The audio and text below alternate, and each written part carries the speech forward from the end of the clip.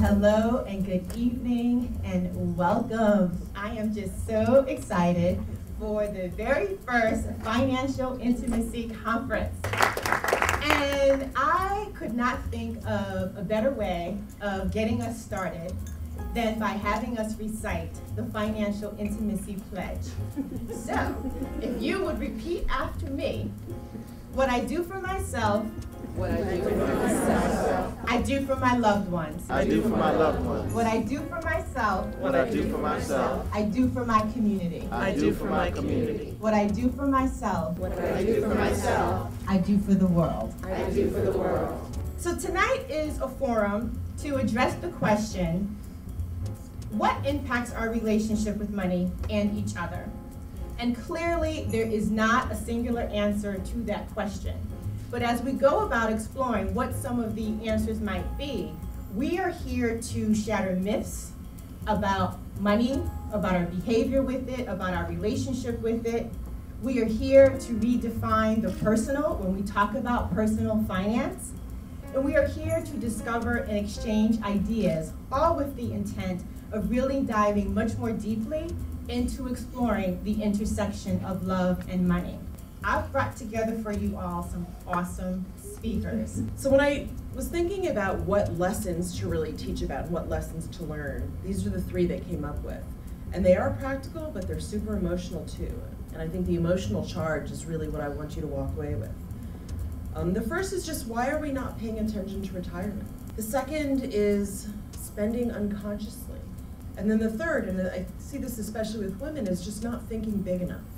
So I'm going to try and foul up here with some thoughts about feeling the sweet kiss of financial bliss and learning how to talk about money with your honey. Financial opposites, academics have found, are genetically hardwired to be attracted to each other.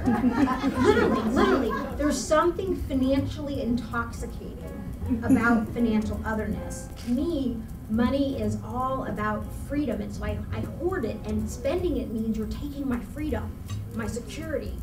And to my husband, money meant joy.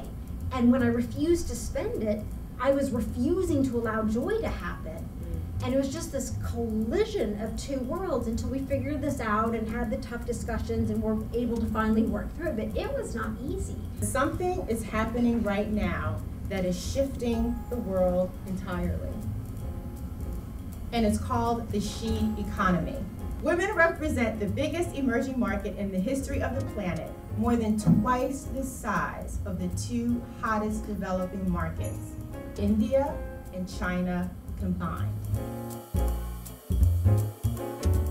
I'm married to a guy, so I'm either completely underqualified for this panel or totally overqualified. Gentlemen, do you even want to talk about this topic? I do. It's one of my favorite topics. Finance and football is kind of all I ever talk about. As a financial planner and someone who deals with money, I love talking about money. Not a lot of men like to talk about money. And most of the clients that I've worked with, if there's a couple, it's always a woman dragging him to me to sit down. One of the biggest questions or insecurities is if you're in a relationship with someone, are they able to show a copy of their bank account statement?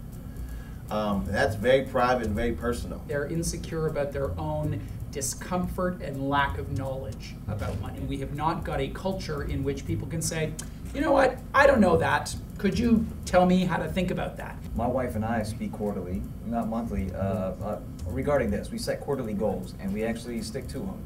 And that was her idea. One of the things that I took away from this evening is that there's really a lot of motivation, personal, emotional kind of attachment to money and how we use that money. The way in which we are talking about money is no longer considered woo-woo.